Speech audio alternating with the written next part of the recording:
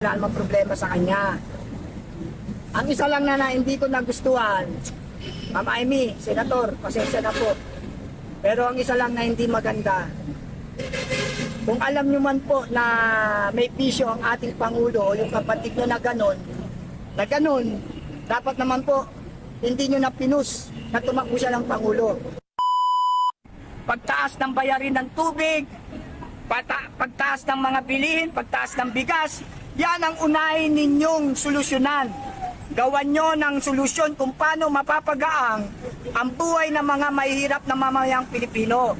Wala kaming mapapala sa mga Senate investigation ninyo. Yan ay pagsasayang lang ng pondo ng bayan at pagsasayang ng mga oras ng mga mamamayang Pilipino. Sana tugunan nyo at tunay na suliranin ng bansang Pilipinas. Huwag kayong pumukus kay Ma'am VP Sara Duterte. Ngayon, okay, gusto nyong imbestigahan ang budget ng OBP. Imbestigahan din kayong lahat na may mga pondo. Lahat kayo sumalang sa investigasyon, transparency tayo. Huwag yung si Ma'am Sara lang ang binabanatan nyo. Bakit? Kayo may mga pondo rin ah. Imbestigahan nyo mga sarili nyo. Okay sir, proceed tayo doon sa ngayon kasi yung mga dating kalaban sa politika ni Bongbong Marcos like sila Pacquiao, sila Tolentino, naging kakampi na ngayon. Praise na praise pa 2 years ago nung sila'y nagbanatan. Kakampi nino? Ni Bongbong Marcos na ngayon. Di ba si Pacquiao inendorso na ni Bongbong Marcos bilang senador this coming election 2025. Ano pong nakikita mo dito? Ang nakikita ko dyan, mga mangga. Mga mangga sila. Mga manggagamit. Iipin nyo.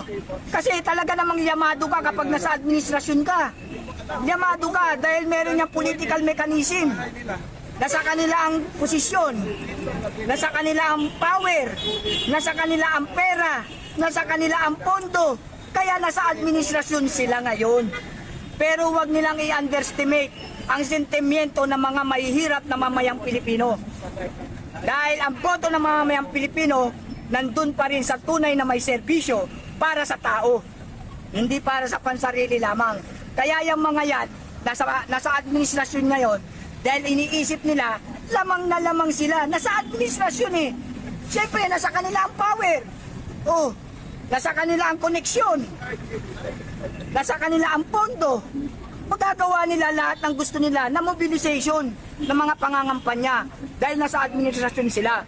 Pero hindi nila iniisip ang tunay na problema. Hindi nila iniisip ang tunay na puso ng mga mamamayang Pilipino. Matalino na po ang mga mamamayang Pilipino. Huwag nyo lang gamitin ng smart magic. Huwag nyo lang gamitin ng pandaraya. Hindi na kayo mananalo. Tandaan nyo yan. Pero pag kayo nandaya, alam ng Diyos yan. Pero sana naman, maging parehas ang labanan sa eleksyon na to. Kasi hanggat merong smart magic, wala pa rin tamang politiko na uupo sa gobyerno. Mananalo pa rin dyan ang mga artistang hilaw. Mananalo pa rin dyan yung mga walang nagawa sa pamamahala. Kasi nga, may smart magic. Kaya para sa akin, abolish muna yung smart magic na yan. Sakali man dumating ang panahon ng pag-eleksyon.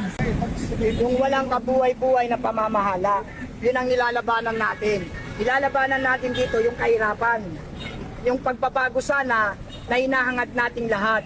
Yun ang nilalabanan natin. Wala akong personal na galit dyan sa Pangulong BBM na yan. Kaya lang, hindi niya tinutupad ang pangako niya, hindi niya ginaganap yung mandato niya, talagang magre-react tayo dahil para tayo sa pagbabago at para tayo sa mamamayan at sa bansa natin. Yun ang hinihingi ng mga mamamayan. Ang pagbabago ng antas ng ating mga pamumuhay. Yung magandang pamamahala, hindi yung pangungurakot ang inuuna. Ngayon, puro sila nakapokus sa budget eh. Isa pa nga yan eh, may suggestion nga ako dyan sa budget na yan eh. Dapat personal kong sasabihin, akin sana yun eh. Yung kaso sasabihin ko na ngayon tungkol dyan sa budget. Proposal ko lang para sa budget.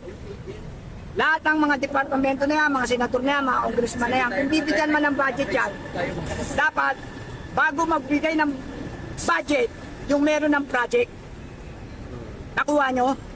Ibig ko sabihin, kapag meron kang project, doon pa lang magkakaroon ng budget. Ang ngayon kasing sistema natin, binibigyan na kagad sila ng mga budget even without proposal of budget, project.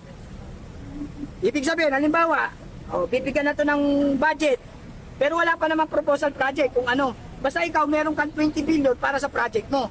Anong project yon? Wala pa, di ba? Pero meron na kagad naka-release. Kaya ang dapat dyan, bago bigyan ng budget, may project muna. Di ba? Para magamit talaga yung pera, yung budget, sa proyekto. Hindi, may budget, wala pa namang project. Kaya yung minsan, ghost project ang nangyayari. Lumabas ang budget, pero walang project. Get or no get? Okay sir, bilang ho kayo, isa po kayong dating loyalista, yan po sa inyo. Hindi na ako loyalista ngayon, ha? Dati.